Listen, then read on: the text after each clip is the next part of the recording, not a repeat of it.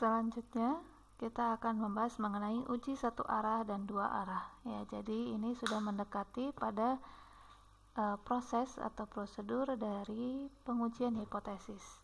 Ada istilah uji satu arah dan dua arah. Apa itu uji satu arah dan dua arah?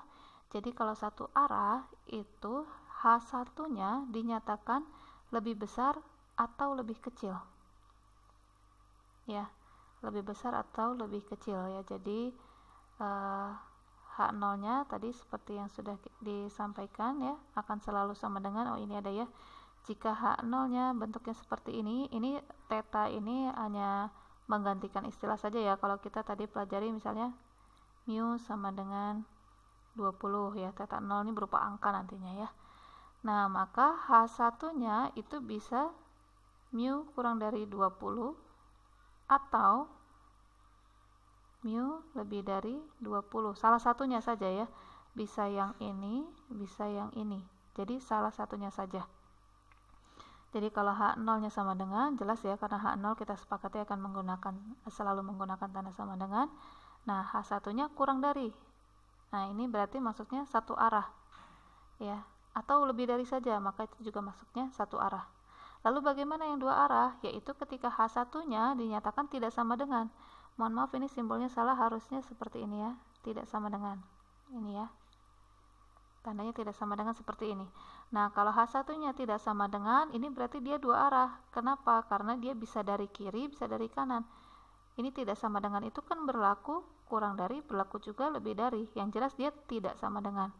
Kalau tadi saya misalkan dengan mu sama dengan 20, berarti ini mu-nya, H1-nya mu tidak sama dengan 20.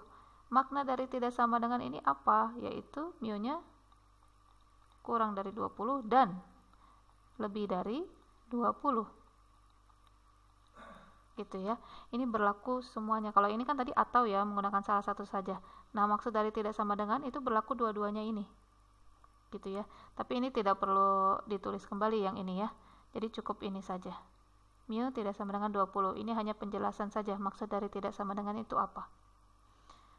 Nah, nanti H1 ini, bentuk dari H1 alias satu arah atau dua arahnya ini akan berpengaruh pada penentuan daerah penolakan. Ya. Ini untuk ilustrasinya. Ya, tadi untuk pengujian hipotesis ini defaultnya memang berdistribusi normal. Makanya di sini yang kita gunakan adalah kurva normal, ya. Kurva normal yaitu membentuk seperti lonceng. Ini sudah kita bahas di pertemuan sebelum UTS.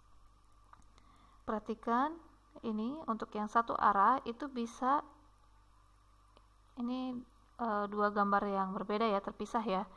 Jadi kalau yang kurang dari ya berarti si daerah penolakannya ini yang berwarna biru adalah daerah penolakan ya, yaitu menolak hipotesis 0 itu sebelah kiri karena dia kurang dari, atau disebut juga dengan uji ujung kiri. Atau dalam istilah lain itu arah itu ada juga yang mengartikan ekor ya, karena memang kalau dalam bahasa Inggrisnya memang one tail, two tails. Ini dalam bahasa Inggrisnya di referensi-referensi. Kalau dalam bahasa Indonesianya ada yang mengartikan tail ini adalah arah, ada yang mengartikan sebagaimana bahasa ini adalah ekor. Gitu ya.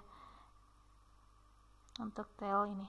Jadi uji ujung kiri ini juga ada yang menyebut ekor bawah atau ekor kiri. Ya. Ada juga istilah ekor bawah atau ada juga yang menyebut ekor kiri. Ya, pokoknya dia sebelah kiri ya. Ini dianggapnya bawah, ini sebelah sini ke sini ke arah atas. Maksudnya seperti itu ya. Jadi dia daerah penolakannya ada di sebelah kiri. Ya, karena kurang dari. Kurang dari itu kan berarti sebelum 0 ya, alias sebelah kiri. Maka dia daerah penolakan yang diarsir ini atau alfa ini ada di sebelah kiri.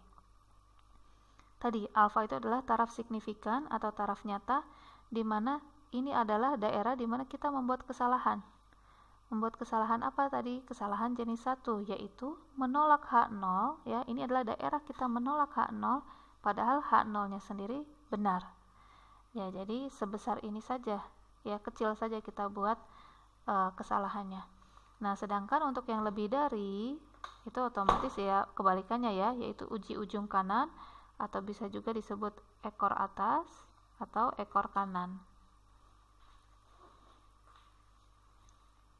Karena kalau secara kalau bahasa Inggris disebutnya right tail ya, ekor kanan. Yang ini left tail. Nah, ini juga sama konsepnya, hanya bedanya ini ya, tadi kalau lebih dari dia ada di sebelah kanan, kesalahan yang kita buat ada di area sini, area yang kita buat sebagai kesalahan, tempat kita menolak hak 0 itu ada di sebelah kanan ya, ketika lebih dari. Nah, kalau misalnya untuk uji dua arah bagaimana? Berarti dia ada di kanan dan di kiri ya, ada di kanan dan di kiri, dia left right tail ya, kanan dan kiri, ekor ya, ekor kanan kiri atau ujung kanan kiri gitu ya, atau ekor atas bawah gitu ya, istilahnya kurang lebih begitu.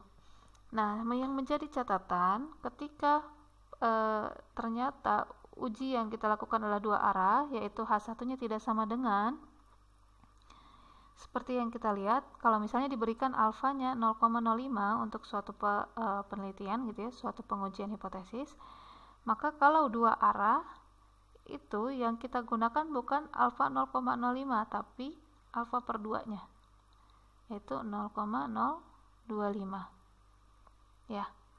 Makanya di sini daerah penolakannya alfa per 2, yang ini alfa per 2 karena totalnya kan pengennya alfa nih. Jadi ini ditambah yang ini itu kan sama dengan alfa. Nah, karena dia ada di kanan dan di kiri, dua arah maka bagi dua. Sedangkan saya kembali lagi ke sini, kalau untuk yang one tail atau satu arah, kalau kita punya alfa 0,05 ya sudah segini saja yang kita pakai. Tidak perlu dibagi dua, tidak perlu diapa-apakan. Tapi kalau dua arah harus dibagi dua. Baru bisa kita baca tabel. Jadi yang kita masukkan ke dalam tabel adalah yang ini, yang sudah dibagi dua untuk kasus yang uji dua arah. Seperti itu ya. Contoh, diminta untuk menentukan H0 dan H1 ya, kemudian diminta untuk menentukan wilayah kritis atau penolakannya. Ini tadi ya, yang diarsir itu adalah wilayah kritis atau daerah kritis, daerah penolakan. Sebuah perusahaan rokok menyatakan bahwa kadar nikotin rata-rata rokok yang diproduksi tidak melebihi 2,5 mg. Tidak melebihi 2,5 mg. Alias, untuk yang nomor 1 ya, H0-nya balik lagi tadi, selalu tandanya sama dengan. Nah, yang diobrolin ini apa nih yang ditanyakan? Rata-rata. Berarti parameternya adalah mu, rata-rata. Rata-ratanya H0 berarti 2,5. Kalau tidak melebihi, itu kan berarti tidak boleh lebih alias kurang dari ya. Mu-nya kurang dari 2,5 mg nikotin. Seperti itu. Maka tentukan wilayah kritis penolakannya. Nah, karena kurang dari, berarti di sebelah mana nih? Daerah penolakannya, karena kurang dari di sebelah kiri. Gitu ya. Nah, ini dihitung berapa nilai di sini yang sebagai nilai kritis ya. Mohon maaf, saya kembali lagi ke sini ya. Jadi Z alfa per 2 min Z alfa per 2 plus Z alfa per 2 ini adalah nilai kritis. Tadi ya, ada di dalam terminologi tadi ada yang disebut dengan nilai kritis. Di yang one tail juga sama. Ini ya, min Z alfa ini adalah nilai kritis, ini juga nilai kritis. Kalau di sebelah kiri dia selalu negatif, kalau di sebelah kanan dia selalu nilainya positif. Oke, balik lagi ke sini. Ini jawabannya ya. Berarti yang ini minus nanti nilainya ya, karena ini kan tengah-tengahnya diasumsikan 0. Baik, kemudian yang nomor 2. Menurut pihak kampus, rata-rata tingkat kehadiran mahasiswa kurang dari 75% di setiap semester genap. Nah, berarti untuk yang nomor 2 saya kerjakan di sini ya. H0, H1 seperti biasa, H0 itu tandanya selalu sama dengan yang dibicarakan apa nih? Parameternya rata-rata, berarti mu. Mu itu berarti di sini sama dengan 75%. Rata-rata tingkat kehadirannya. Nah, kalau menurut pihak kampus kurang dari 75%. Kurang dari 75%. Ya, ini adalah H0 dan H1-nya tadi ya. Karena yang menurut pihak kampus ini kurang dari 75%. Berarti gambarnya kurang lebih sama seperti ini ya. Tinggal nilai kritisnya saja yang beda. Dia daerah penolakannya ada di sebelah kiri. Sedangkan untuk yang nomor 3 kita kerjakan di sini ya. H0 dan H1-nya bagaimana nih? Rata-rata, nah ini berarti yang dibicarakan adalah rata-rata. H0 selalu sama dengan rata-rata biaya hidup tiap orangnya di kota Bandung adalah 2 juta per bulan.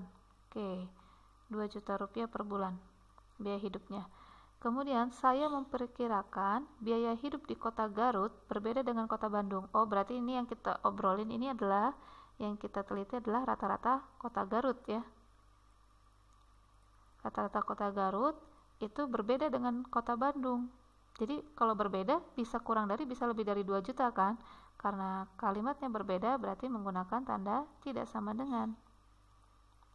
Ya, yang penting dia bukan 2 juta. Kalau bukan 2 juta bisa kurang dari, bisa lebih dari, alias menggunakan simbol tidak sama dengan.